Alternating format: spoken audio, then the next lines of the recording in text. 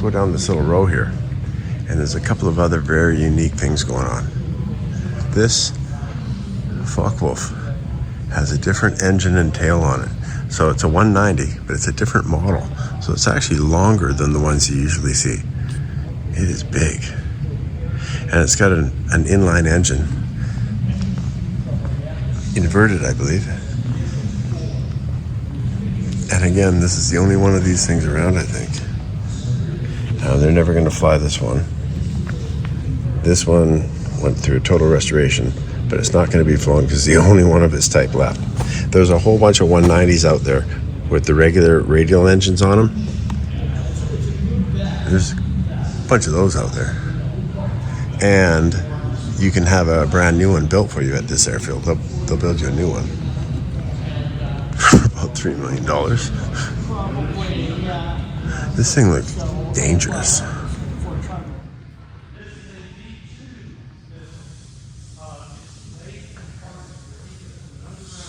Pretty crowded here today. There's a whole tour going on over there. I had to leave another pavilion because there were so many people in it. It's hard doing the museum beat sometime. The Focke Wulf 190D13 was one of the most advanced piston engine fighters ever built. The most notable change to the potent and successful F-190 fighter design was the late war addition of a Junkers Jumo engine in the place of the earlier versions equipped with BMW radials. These long-nosed Focke Wulfs D models also had a stretched aft fuselage to maintain the fighter's center of gravity. D model fighters proved to be the most successful example of the 190 series, competing with the P-51 Mustang and late model Spitfires on even terms. However, Germany's lack of well-trained pilots and the shortage of fuel in the late stages of the war made the F-190D a less than effective weapon. This aircraft is the only 190D to have survived the war. The aircraft entered service in March of 1945, so very much at the end of the war. It served at the commander's plane of Fighter Wing 26. In May of 1945, the plane was surrendered to the Allies and shipped to Freeman Airfield, Indiana for evaluation. It was later given to the Georgia Institute of Technology and then passed through several private owners before being acquired by Doug Chaplin in 1972. In 2001, Goshawk Unlimited completed a thorough restoration of the rare aircraft. The Fw190 was acquired by the Flying Heritage and Combat Museum in 2007. It will not be flown because it is the only one of its type left in the world. Pretty sure they fired it up and drove it around though. They do that to all their planes when they get them, when they declare them airworthy. They have to run, they have to not overheat, everything has to function, and they have to drive around. They have a Messerschmitt in the other hangar over there with original Jumo jet engines in it, a 262, and they have never flown it, but they will taxi it around.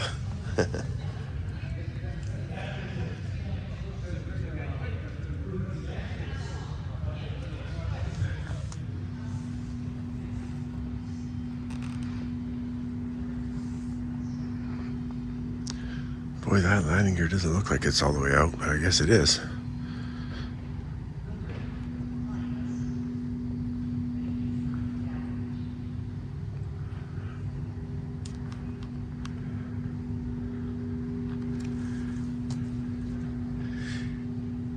Inverted V12 engine in this one. And apparently they only made a few of them. Now that propeller definitely looks like one of those laminates. It's got the big fat sections right after the hub there, just like the restored Stuka propeller at the back of this museum. Apparently these blades are made of wood and they have a laminate covering over them. And if you want to see what that looks like, there's one on the ground right here. There's one on the ground. They've got it cut away. And it's on the back of this motor that blew up. But here is one cut. You can see the wood. Pretty neat. And if you come over here, you see the sun reflecting off it. You can see the laminate right on the blade there, on the side of the blade, on this engine, where it blew up the rod. The rod came through there. I decided not to use this engine for a restoration. But back over to that very unique airplane.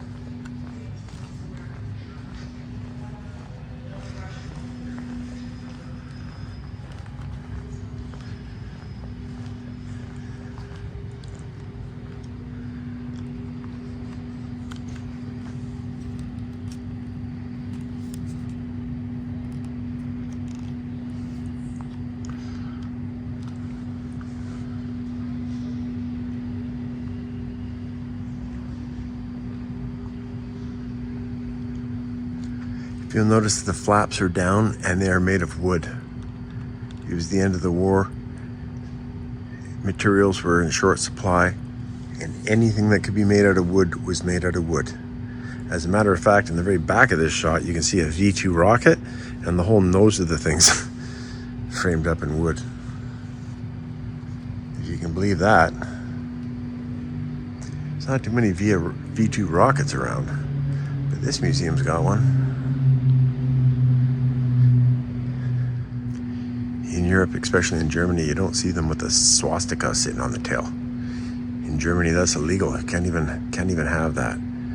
Here you're in a museum in the United States, the country that won the war against Germany. And they can do whatever they want.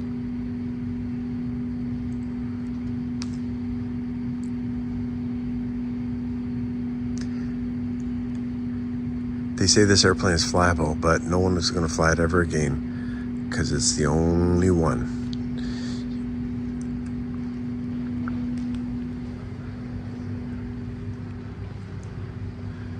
It's parked next to a Japanese Oscar that's original and also the only one of its kind in existence. So this one's flyable, but they'll never fly it. It definitely looks longer than the 190s I'm used to seeing.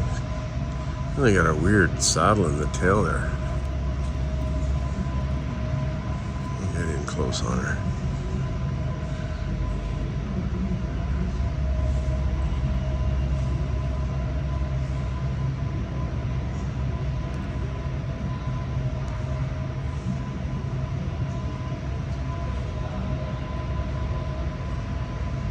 Camera's doing something weird. You're gonna have to reboot it here.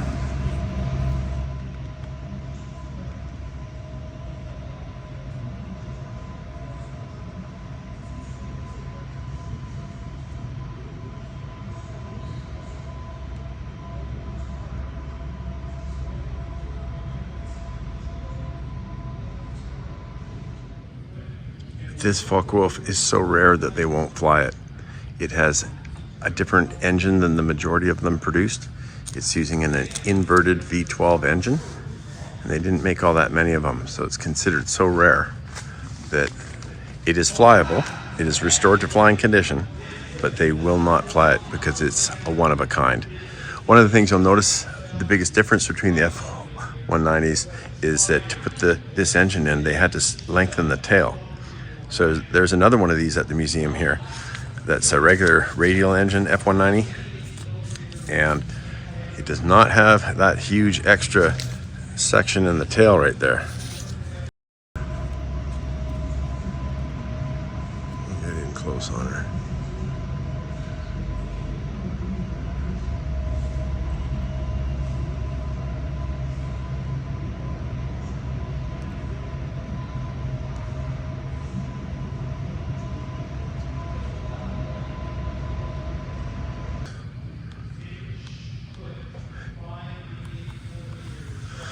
But by the time they'd made enough of them, they didn't really have all that many trained people to fly them anymore.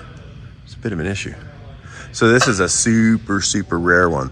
There probably are close to 100 of F190s still in existence today. But this is the only one like this. Boy, you really see that fuselage section plug. It just looks like a plug. Wow, it does not look very Just engineering wise, it just doesn't look cool. These things, of course, were built to take off on dirt.